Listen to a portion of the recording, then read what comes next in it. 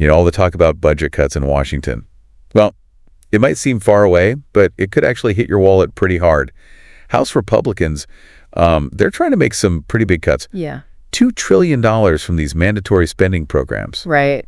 And we're talking big programs. Social Security, Medicare, Medicaid, SNAP, they're all on the chopping block. So we're going to try to figure out what these cuts would actually mean for you and your family. If you want to keep up with this kind of stuff, hit that subscribe button and stay informed. Yeah, this is important. It's not like they're talking about cutting some obscure program that nobody's ever heard of. Right. These are the programs that millions of Americans depend on every single day. The safety net. Right. It's not extra. Exactly. This is really woven into how everything works. Yeah. So let's start with Social Security. I mean, that's the big one, right? It's the biggest part of federal spending. Yeah. Something like $1.5 trillion a year. Huge. And that's like 21% of the entire budget. Right. It's a giant chunk. Absolutely. And that's why even the suggestion of cuts just makes people so nervous. Yeah. This is a program that's been around forever. I mean, it provides this basic safety net for retirees, their families. It's like a promise that we made to American workers, You work hard, you pay into the system, you'll have something to fall back on. So is it even realistic that with this $2 trillion cut, that Social Security is going to come out okay? Well, it depends who you ask, right? Okay. Some Republicans, what they're saying is they want to streamline it. They say there's waste. Okay. That we can cut without actually affecting how much money people get. Okay. But then you've got other Republicans, people like former President Trump, who have promised to protect Social Security completely. So no matter how you slice it, $2 trillion, how do you do that without it somehow hitting Social Security? Well, even if they say, we're not going to cut benefits, just cutting the administrative side can cause problems. Oh, okay. Think about it, right? Longer wait times. Yeah. For applications, benefits, less staff, worse customer service. And ironically, it could actually end up costing more in the long run. So it's not the big dramatic cuts. Right. It's death by 1,000 cuts. Exactly. It just gets worse and worse. Yeah, and that brings us to SNAP. Okay. The Supplemental Nutrition Assistance Program. 40 million Americans use this program to feed their families. What are they talking about doing with SNAP? How much are they going to cut? Well, the House Agriculture Committee, they've been tasked with finding $230 billion in cuts over the next 10 years. Okay, so what does that actually look like? What kind of changes are we talking about? Well, they're talking about stricter work requirements. Okay. Maybe limiting the flexibility that states have in how they run the program. And possibly even just giving people less aid. And all this is happening when food prices are through the roof? Right. Inflation's hitting everybody? Exactly. It's tough out there. So cutting SNAP benefits could be really devastating. So what do you think? Are stricter work requirements fair, especially with the economy the way it is? Let us know in the comments, and if you're finding this helpful, hit that like button. Now let's move on to another program they're looking at cutting, Medicaid. Yeah, Medicaid is huge, right? I mean, this is what provides health care for a ton of Americans. Yeah. Low-income families, kids, seniors, people with disabilities. It's a big one. And they're talking about cutting $880 billion from it. Wow. $880 billion. What would that even look like? Well, they're talking about stricter work requirements again. Okay. So if you're unemployed, you don't meet certain criteria, you could lose your health care coverage. So people are worried about whether vulnerable people will be able to get the medical care they need. It seems like with all these potential cuts, there are a lot of ripple effects. Oh, yeah, for sure. It's not just the programs themselves. Right. It's everything. It's the consequences that come after. Absolutely. It's a much bigger picture. We're not even talking about the cuts to education and workforce programs. How much are they talking about cutting from that? $330 billion. Wow. At least. And then transportation and infrastructure, another $10 billion gone. So we could see problems with public education, infrastructure, and job training programs. Exactly. So it's like this domino effect. Right. And it's not just about the people who directly use these programs. It's about the communities, the economies that they support. The whole thing is connected. Yeah. And it's important to remember while they're cutting in some areas, they're actually increasing spending in others. Oh, really? Where are they increasing it? Well, defense. Okay. They're proposing a $100 billion increase for defense over the next 10 years. Wow. And Homeland Security is getting a boost, too. Okay. $90 billion, mostly for immigration enforcement. So it seems like their priorities are pretty clear. National security and border control first.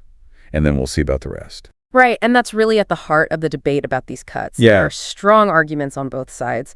And to really form an opinion, you have to understand both of them. So let's get into it. What are the main arguments for making these cuts? Well, a lot of the people who support these cuts, they say we have to get government spending under control. Okay. They say the deficit is unsustainable and it's going to hurt future generations. They also say some of these programs are just inefficient, Okay. that there's waste we can cut without affecting the important services. They also talk about the idea that work requirements, they say it encourages people to be self-sufficient, Okay. to participate in the economy. They see it as a way to get people working off government assistance. Right. So the idea is like if you have to work to get the benefits, you're going to be less likely to rely on them. Exactly. And then on top of all of that, a lot of people who support these cuts, they're big on tax cuts too. Okay. They say if we cut taxes for individuals and businesses, it'll boost the economy. Right. Trickle-down economics. Exactly. More prosperity for everyone. Okay, so there's a lot to think about with these arguments for cuts. But let's look at the other side. What about the people who are against these cuts? What are they saying? Well, a lot of them are worried about the people who rely on these programs, the most vulnerable people, Yeah. seniors on Social Security, low-income families who need SNAP to eat, people with disabilities who depend on Medicaid. It's not just numbers on a budget. These are people's lives. Exactly. And they're worried these cuts could be devastating. Yeah, more poverty, people going hungry, people losing their health care. Some people even say these cuts could actually hurt the economy in the long run. Right, because if you cut education, job training, infrastructure, you're limiting opportunities for people to succeed. Yeah, and the argument is that focusing on tax cuts instead of social programs, it's just going to make the rich richer and everyone else poor. Right. So we're seeing two very different perspectives, two very different sets of priorities. But at the end of the day, we have to remember, these are real people's lives we're talking about. Absolutely. It's not just a theoretical debate. These decisions affect real families, real communities. So let's talk about you, the listener. How could these cuts affect you in your daily life? Well, it really depends on your situation. Do you rely on any of these programs? Right. If you get Social Security benefits, you probably don't have to panic right now. They're not talking about cutting those directly. Okay. But long term, it's hard to say. And even if they don't cut the benefits themselves, we talked about how cutting the administration can still cause problems. Right. Slower processing times, worse customer service, all that. Exactly. So even if it's not a direct cut to your check, it could still make things more difficult. Right. So what about people who use SNAP? What should they be thinking about with all this? Well, the stricter eligibility requirements, the possibility of getting less money, that's a real concern. Yeah. $230 billion is a lot of money to cut from SNAP, and they haven't even figured out all the details yet. Yeah, and remember, food prices are already high. It's tough out there. A lot of families are already struggling, so cutting SNAP benefits could make things a lot worse.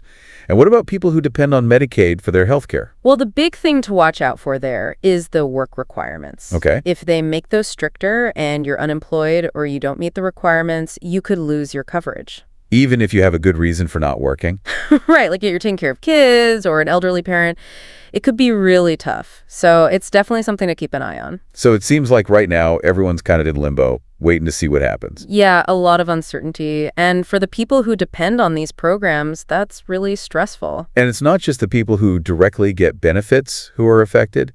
If you're a student, if you're in a job training program, those cuts to education funding could impact you. Absolutely. And cuts to infrastructure, that means less money for roads, bridges, public transportation. Everyone's going to feel that. It all comes back around. Yeah. So that's why it's so important to stay informed about all this, to get involved. Because this isn't just some abstract policy debate. This is about your life. So what do you think? Do these budget cuts reflect what's important to you?